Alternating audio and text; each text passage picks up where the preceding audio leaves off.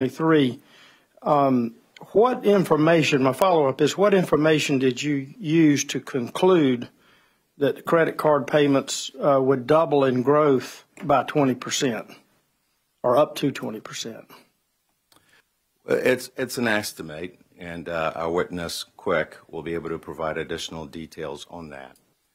But I will say today, when customers pay by credit card, and it's a fairly low percentage today, and based on customer feedback, we know part of the fact that it's a low percentage, and it's also a major irritant for customers, is the fee that is charged by a third party. Mm-hmm. It's not charged by Duke. We use a third-party vendor to process those payments, and the third party charges the fee. And it's a major issue of irritation and dissatisfaction for our customers. Right. And that's why we're proposing it. But Witness Quick will be better prepared to tell you how we came up with the estimate. Well, just a quick follow-up along those lines, and if you need to punt it to Witness Quick, okay. By your projections or by the company's projections, how much will this fee impact each residential customer's bill? I'd like to defer that to Witness Quick. Witness Quick. Okay. I'll make a note of that.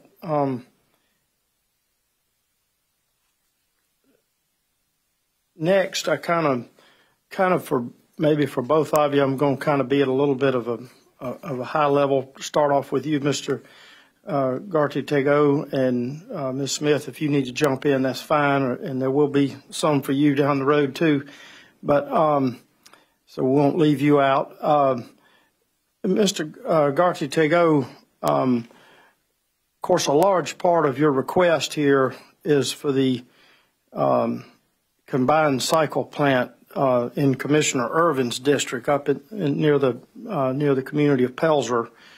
And of course, you've now had almost a year for it to be, I think next month, April, it'll be a year since it came into service. Is that correct? That's correct.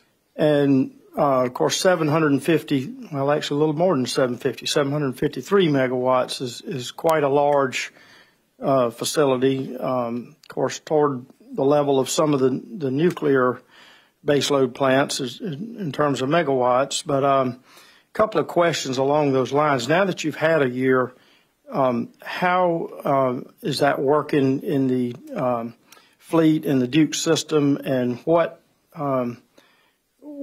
benefits are you seeing, is the company seeing, what benefits are ratepayers seeing, what business benefits are there overall to reliability and so forth?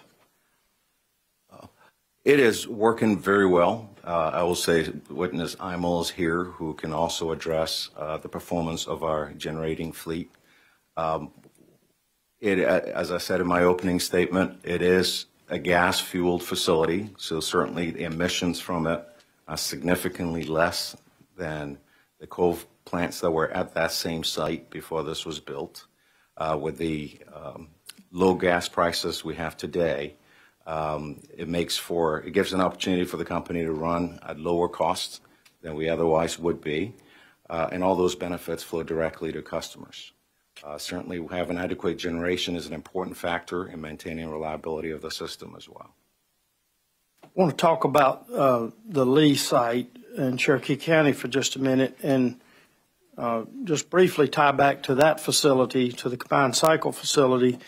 And I'm not going to rehash. You all had a great exchange with Mr. Elliott on the breakdown of the revenues and AFUDC for the Lee facility in Cherokee County. So I'm not going to rehash that. But back to his point about the percentage that South Carolina ratepayers would have had to pay for that. So let's just be clear on this combined cycle gas plant. It's my understanding Duke does not get all 753 megawatts. You only get 650, I believe. The other is owned by North Carolina Electric Co-ops. Is that correct? North Carolina Electric Membership Corporation, yes. And let's go a little further and be clear. Unlike the Lee nuclear site, all of the 650 that you receive does go to South Carolina ratepayers only. Is that with the exception of the part that North Carolina EMC gets? That's not correct. That's not correct. All our generation, our system generation. which means that some of it goes to serve wholesale customers, some of it goes to serve North Carolina customers, and some go to serve South Carolina customers. So there's definitely a cost allocation that occurs to cover the cost of that Lee CC plant. Well, I was going to pull out the wholesale customers, but there is a portion that do you have a breakdown? Do you happen to know the breakdown, or is that for another witness of what portion North Carolina customers? I think Witness Smith can answer the allocation. Or Miller? I can.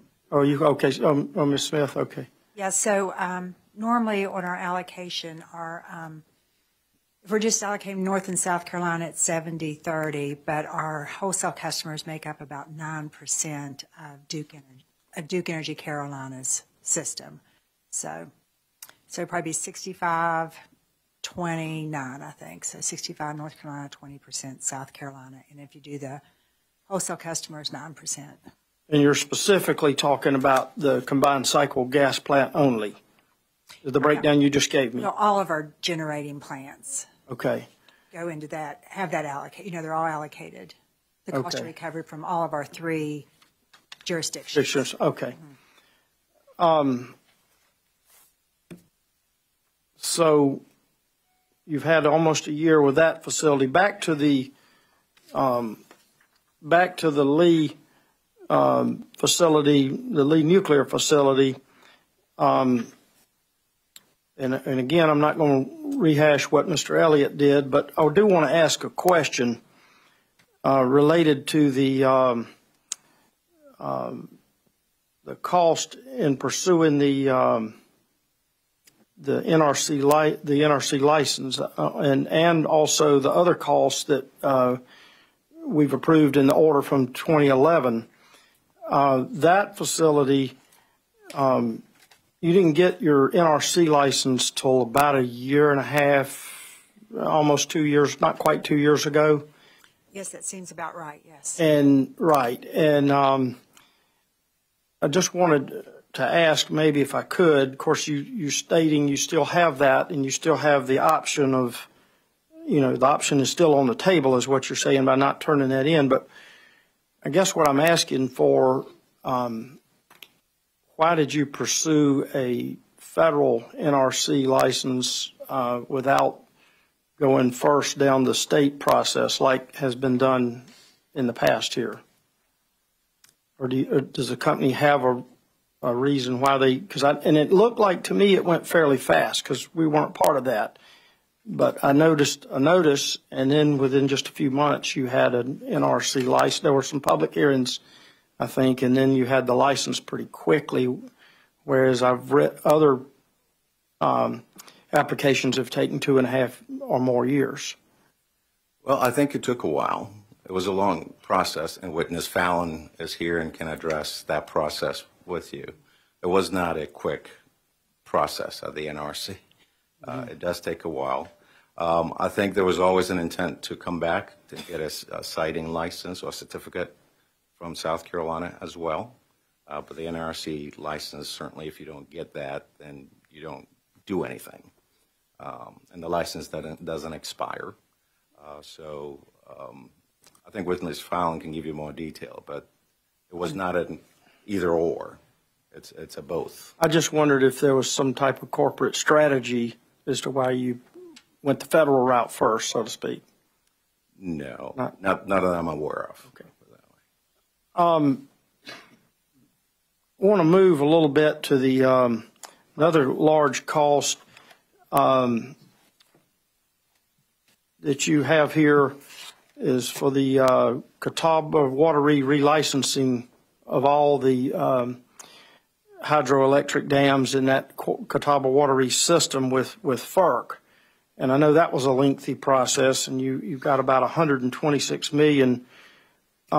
Maybe you have it, maybe I missed it, but what portion of that, or do you have it broken out of what portion of that was legal, the legal portion of that? I do not know that. Do you know that, Ms. Smith?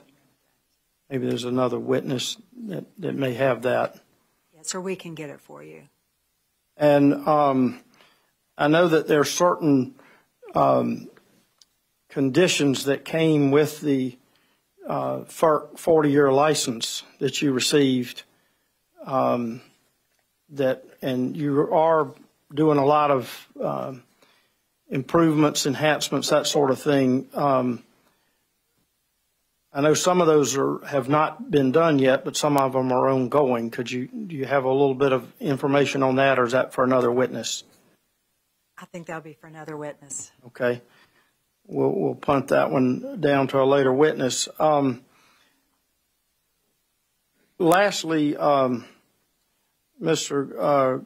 Gartey-Tagoe, during the night hearing, we had some, I think you've been questioned a little bit about this, maybe from Mr. Nelson already, but I want to go just one step further. There seemed to be in a lot of cases, I know you cited how many testified, almost a complete disconnect between your CSRs, your telephone market, your telephone people in the office, your CFRs who are in the office, and your linemen and your field personnel and your engineers as to what's actually going on in the field. And so much so that customers were sounding like they were having a hard time getting your people, your CSRs, to understand what their problem was. Do you think that your CSRs maybe need some physical training where they actually see physically what the problem is, so that maybe they can better relate to the customers when they call in and try to explain specifically what their problem was? Because I heard that in Anderson, Spartanburg, and Greenville. I heard that all three places. Well, our customer service representatives are trained. They go through regular training. They have periodic training to update them on the business and the types of calls they're likely to get. Certainly, if they had more exposure to what happens in the field, they would better understand it.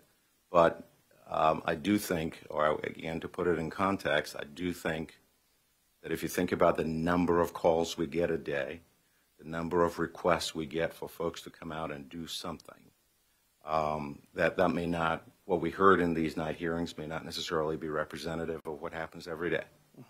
I think by and large, most of those calls we do handle correctly. To the extent that there's additional training required, that is a lesson learned from the night hearings that I will take back to our operations team. Well, I was just wondering if you had those discussions, or maybe you haven't had much time to discuss anything since the night hearings, but there are just so many that kind of stick in my mind. One, the man that talked about the trucks being rolled, the heavy transport trucks being rolled, and all this equipment coming out, and then nothing happened. And there were a couple of, that's one that sticks in my mind, but there were several instances where it just seemed pretty clear that your person inside the office on the other end of that phone did not understand. And they also had long wait times and hard to get through to. Seemed to have problems getting through. A lot of them expressed, the lack of having a local office and being able to come in and see someone face to face. I know it hadn't been long since those hearings, but have you had any thoughts or discussions along those lines of how you might improve that? Yes, so the gentleman whose case you're referring to, that's one where I believe the letter he showed you was one that was directed to me. I think it did come to our office, and at that time, there was no action required at that time because the time had passed, his lights had been fixed. But that's one of the kind of topics that I would take to our team, our operations team meeting, and ask what we could have done differently, and to encourage our team to be more responsive. So we do get some of those calls, certainly, and we try to address them as they come up. I will say, since the night hearings, I have not had the opportunity to investigate every complaint that came up during the hearings. And I certainly realize that was just last week. Lastly, and I guess I'm going to stay with you on this one as well. Other complaints, and Mr. Nelson kind of went this way, or maybe one of our commissioners did. talking about the smart meters. We heard, of course, a lot of complaints about that. And I think you stated in response to a question on the stand this morning that the resident you looked at who acknowledged his bill had gone from $400 to $900, you said you checked and there was no 900 bill. But did you, in fact, without calling that person's name, did you indeed check and see that his bill may have gone up some from 400? In other words, if it wasn't 900, was it 500 or 600? Yes. And as I explained in my answer too, there was an electrical issue that caused his auxiliary heat and the heat pump to come on, which is a sort of an emergency heating system. So that would definitely cause the bill to be higher than it otherwise would be. I don't guess you've had time to investigate some of the other witnesses, public witnesses who complained about getting the smart meter in their bill going. I know it's been a short time, but Not yet. we did seem to hear a lot of that. Yes, and I don't have the transcript to all the hearings yet. Some of them did talk to our folks, some did not. That particular gentleman's case just seemed sort of extreme, so that caused me to follow up very quickly, and that was the outcome of my investigation. Well, thank you. That's all I have, Mr. Chairman. Thank you, Commissioner Whitfield. Commissioner Irvin. Good afternoon. Good afternoon. In reviewing the pre-filed testimony, Mr. Herbert, Robert Hebert, am I pronouncing that correctly? Perfect. Herbert, indicated that the return on equity should be in the range of 10.25 to 11%. I think you said 10.5 earlier. If subject to check, if he said 10.25, would you agree that that's probably the low end of your perspective? Yes. And I believe North Carolina, did you agree on a return on equity of 9.9, or did the commission order that? We agreed with public staff on 9.9. Well, if that was good enough for North Carolina ratepayers, why would that not be appropriate for South Carolina ratepayers? Well, I think after that case, interest rates went up a little bit more. I do think that, particularly with some of the proposals in the RS's testimony, our risk is higher here, among other things. And ROE is supposed to be reflective of the risks of the jurisdiction, yes. Well, interest rates have just come down this week, though, haven't they?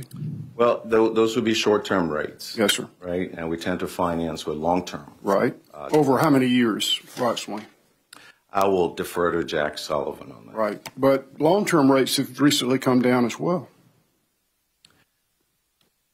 Well, I'll defer to Jack Sullivan on that. But I would say, I mean, there's a need for regulatory stability, and all that tend to impact risk. But I think Mr. Herbert and Jack Sullivan will be able to tell you more about how we arrived at our recommendation. But a 9.9 return on equity is not an unreasonably low figure, is it? Well, I wouldn't say it's an unreasonably low number. No. This is what Dominion agreed to in our case recently.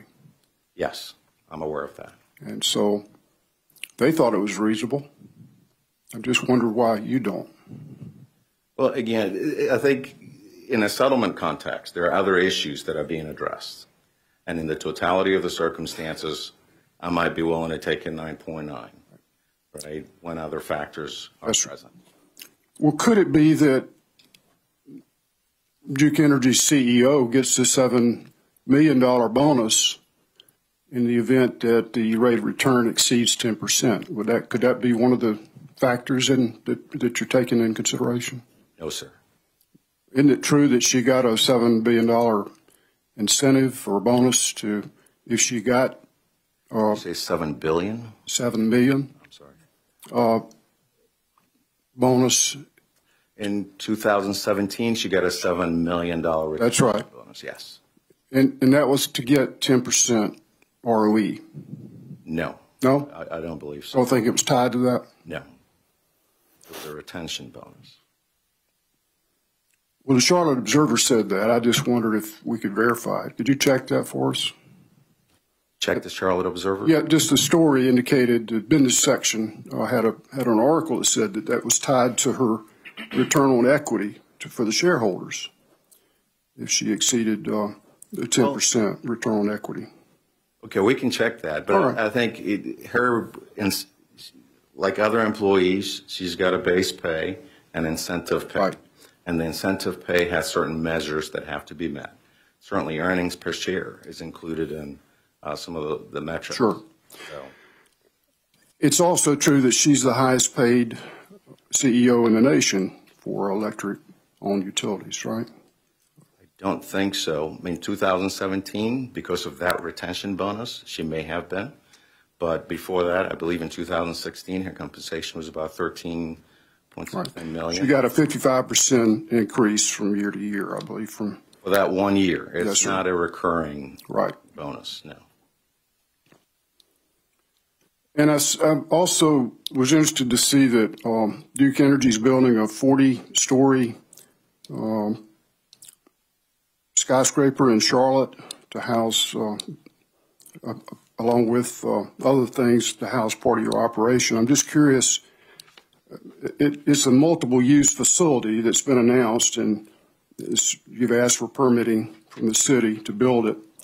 It's going to have over 1 million square feet, and portions of that facility are going to be rented out to other tenants. It'll be available as a multi-use facility. Where do those profits go? For renting space? Yes, sir. I don't know that.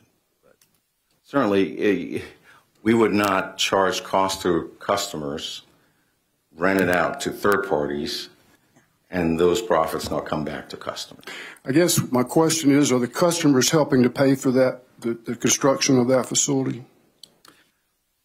Well, like other Duke, so just a little more context, that facility is being built to replace 3 existing facilities that we have today, some of which are over 40 years old. And one of which is being leased, I believe. Is that right? Yes, the 400 South Tryon building. That's right. And it's getting increasingly expensive to maintain that space. Yes, sir. And we find it more prudent to move to new space than continue to upkeep 3 old facilities. But you're going to keep the other, what you call the Duke Energy building. The Duke Energy Center, correct? The Duke Energy Center will remain an asset. Correct. And, but you are going to rent out to other third parties. You're going to lease that space out. Yeah, I know about commercial space. Yes, sir. I'm just, and you haven't disclosed the cost of that project yet. I know that you bought the underlying property for about $27 million and change. Sounds about right. Does that sound about right? But you haven't told the public yet how much you're going to spend on the skyscraper. Because work developing the Still work in progress. Exactly. But I guess just from a ratepayer's perspective, I'm wondering how that's financed. And if you could someone provide that information to us during the hearing, just so we'll know?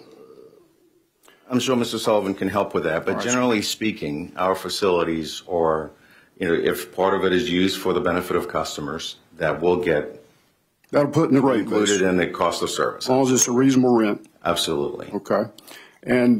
But the other profits are going somewhere else, and I'm just curious to know where they're going.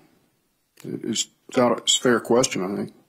Well, yeah, I mean, I would say right now it has not been built, so there's no profits from it. But there has to be some kind of facilities plan. And to the extent that we rent out space that generates profit, again, I don't know how that would be treated, but certainly that space would not be charged to customers. All right, sir. That much I do know. Fair enough.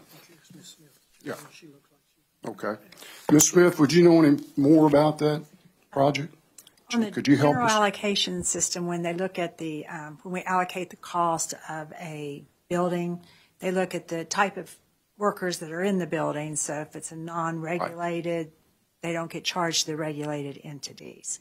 So as Witness Gartitego said, if there is, if we are renting out space, then we will not charge the South Carolina customers for that space. It will only be the space that is being used to benefit the customers of South Carolina. I understand that part, and that's the only thing that would be considered for the rate base.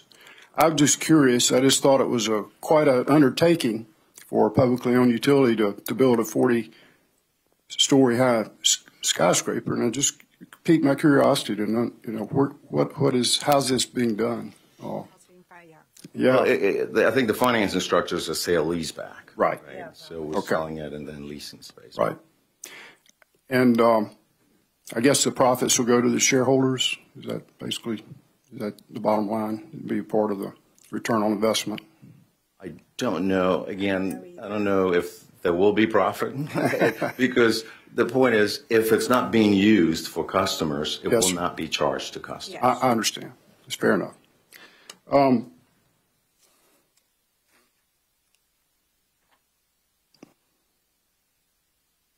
I'm pleased to hear that you're interested in committing to the Roundup program, because I think that would be tremendously beneficial to our ratepayers here in South Carolina and in other states that you represent, and I commend you on that decision.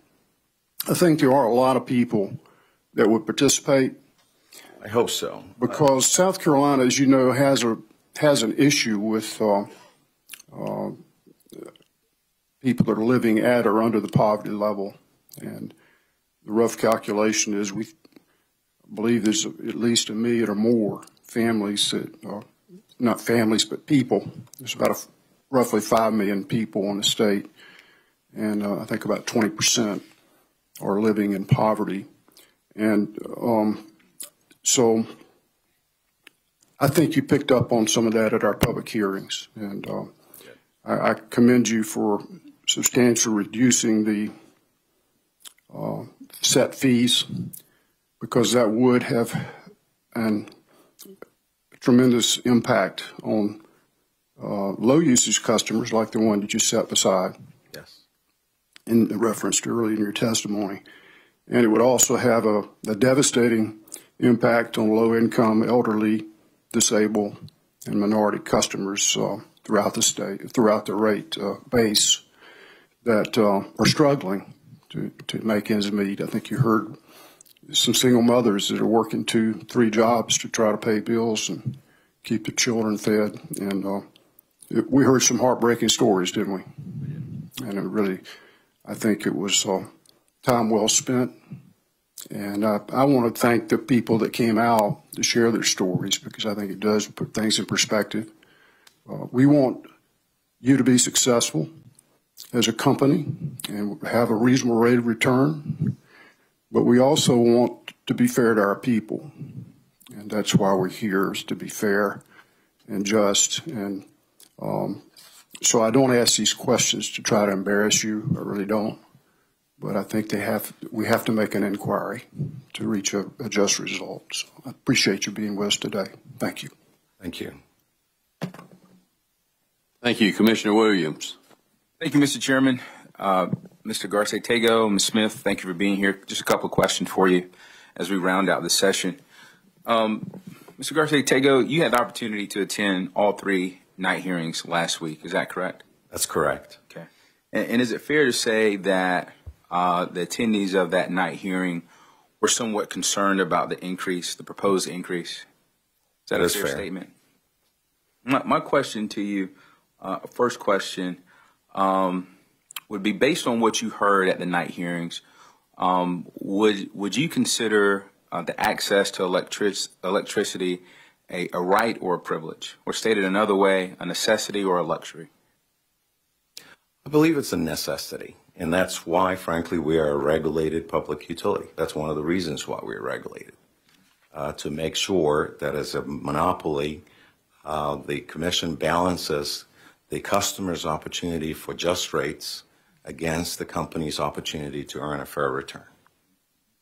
Thank you for sharing that. I'm sure you remember that several attendees raised that point in question, actually made that exact statement and sort of raised that question. And that leads to the next question of how much is too much.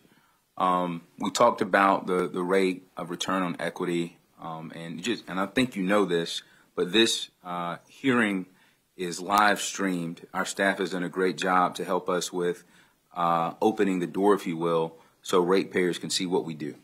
And we actually advertise that at the public hearings. So I would imagine that many of those who attended the public hearings are actually tuning in right now. And I would like to give you an opportunity to address them. What I'm trying to figure out is with the initial proposal for the basic facility charge, I believe it was $28. It's my understanding you believe, Mr. Garces-Tagoe and Ms. Smith, that request is supported by the pre-filed testimony and the evidence, if you will. Correct. Yes. Okay, so that's a true statement. Yes. In your opinion. Okay. So what changed between your initial proposal and the time where you decided to consent to ORS's basic facility charge, the $11.96? Yes. So certainly in developing the case, I had talked to a few, but not many customers. The opportunity to go through the night hearings and hearing the feedback for the customers was absolutely impactful. Separately, I've had conversations with other stakeholders, including parties in this case. That's all very impactful as well. I think our goal was to send the proper price signals in terms of what it costs to make electricity available. And at the time we filed, we absolutely believed that that was the reasonable thing to do. But haven't heard the feedback, certainly haven't heard some of the testimony filed about gradualism. We took a second look, we stepped back and we said, perhaps that's not the right thing to do now. And that's why we accepted ORS's recommendation on the basic facilities charge. Okay. Thank you for sharing that input with me. Is there any reason why you can't accept the 9.3 rate of return as proposed by ORS? Yes, because I don't think that's fair. I don't think that's a just and reasonable return for our investors who provide the funds for us to maintain safe, reliable, and affordable electricity in South Carolina. Okay. And again, we have a technical staff. We go through all the pre-file testimony. So I have an understanding of what you just said. But if you could break it down for just the average ratepayer, you don't think is fair. I mean, why is it not fair? So in regulating utilities and the prices we charge, there is very long-standing precedent. Goes all the way back. I think the most cited case is from 1923, U.S. Supreme Court case called Bluefield Water Works. And in there, the Supreme Court said, when a company devotes its assets to providing public service to the community, as a public utility, as we are, a monopoly company like ours, the regulators are to ensure just and reasonable rates. But on the other hand, the investors who provide the funding to operate the business also deserve a fair return on their investment. The return on equity component is one component of our costs. As witness Smith said earlier, it is a cost. There are people who provide funding for us to make investments that serve customers. And those people have other places to put their money. They could put it in other utilities, they could put it in other companies. It all depends on what they get in return for that investment. So when other companies are earning a return of, say, I believe it was 10.85 that we saw for Georgia Power on the list that was shown, they'd rather probably put their money there than put it in a company that is only allowing 9.3. If we can't, so which means it would cost us more to raise those funds. If we cannot raise those funds, or we raise it at a higher price, ultimately customers suffer, right? Because either you don't have the funding to do what you need to do to provide reliable, safe service, or, it costs too much, and the commissions ultimately have to step in and raise rates to allow us to provide that kind of service that our customers expect. So it is an element of cost. I've heard the term used profit many times, but it is cost that we incur. And that based on precedent, based on regulatory policy, all that must be paid for. So based on that position, there's an argument to be made that if this commission were to decide on a rate of return that could be considered, that you would consider unreasonable? Is there an argument to be made that it could ultimately negatively impact ratepayers? Absolutely. Okay. Ms. Smith, I think. Oh, I'm sorry. Go ahead, Ms. Smith. I'm the neighborhood person that explains utility rates all the time. They find out you work for Duke, you work in the rate department. But I remember when I was younger and my aunt always invested in utilities. And I said, why do you do that and not invest in something that's going to make you a lot more money over time? She goes, because I know if I invest in utility, I am going to receive a reasonable return. I will never receive a huge return, but I will always get a reasonable return, and I will not ever get, no return. So that's why people invest in utilities, because they are assured of a reasonable return with the regulatory compact, whether they know they'll never make a huge profit. So the other element to this is, and this is stuff I've read in the press down here lately, that we are guaranteed a return. There is no guarantee to what you allow in this case. It is the opportunity for us with good management and things working out, because again, we've talked about using a historical test period. We're using historical numbers, costs and prices from 2017, when we all know we're setting rates for the future. The new rates will not be implemented until June 1. At least that's what we've asked for. So almost by definition, by the time you leave here, you're behind. And as we state in our application, as of the end of the test period, we are earning a return of, I believe, it's 6.48%, as opposed to the 7.89 that this commission on total return on rate base, not ROE. So that factors in the cost of debt plus the cost of equity.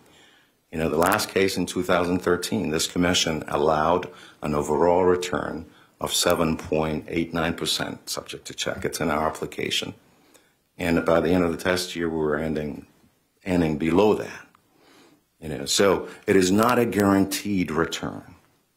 It is an authorized return that we have an opportunity to earn. And the only reason typically we'll come for a rate case is because we're not earning that. Thank you both for sharing that information with us all. Couple of questions regarding your energy conservation programs. I believe it was in Greenville where there was testimony at the public hearing that a ratepayer lived in a either manufactured home or mobile home, and that ratepayer requested an energy audit, but she was told that Duke Energy does not perform energy audits on either mobile homes or manufactured homes. Is that, do you know anything about the truth of that statement? That's one I have not followed up on yet, but that would be a surprise to me. The issue with manufactured housing is there is only so much you can do. And that's part of the issue we have in South Carolina. I think I read somewhere that about 20% of our homes are manufactured homes. And that's why we have higher bills. We don't have the highest rates in the country, which is another fallacy I've read in the papers recently.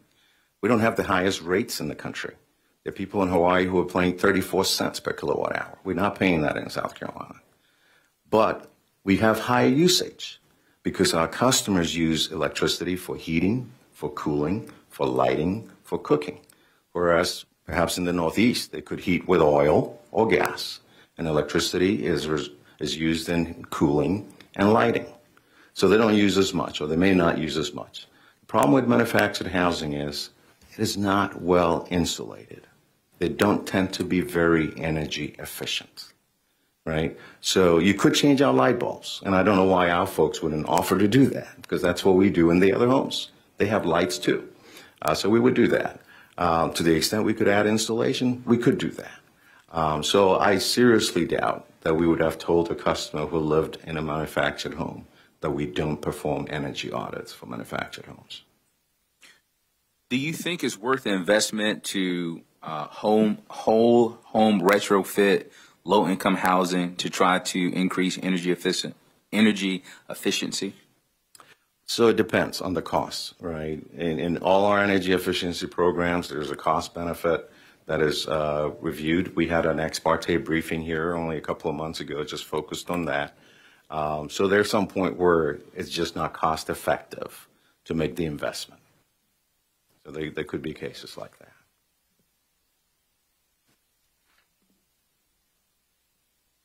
Ms. Smith, this question is for you. Why is the Lee nuclear plant site any more valuable than the same acreage without the benefit of a combined operating license if there is very small potential it will ever be used for a nuclear facility? The Lee nuclear plant, we did develop the plans for it, and that's what the money we're asking for was the development of the plans. So we have incurred that cost, and it was prudently incurred when we incurred the cost. There was a few dockets here in South Carolina and we've been reporting how we've incurred our cost. So we are trying to recover the prudently incurred cost of our development. Does that answer your question? Yes, it does. May I add to that? So the site is also, again, we've been holding on to the license, right? There are not too many sites. The license goes with the site.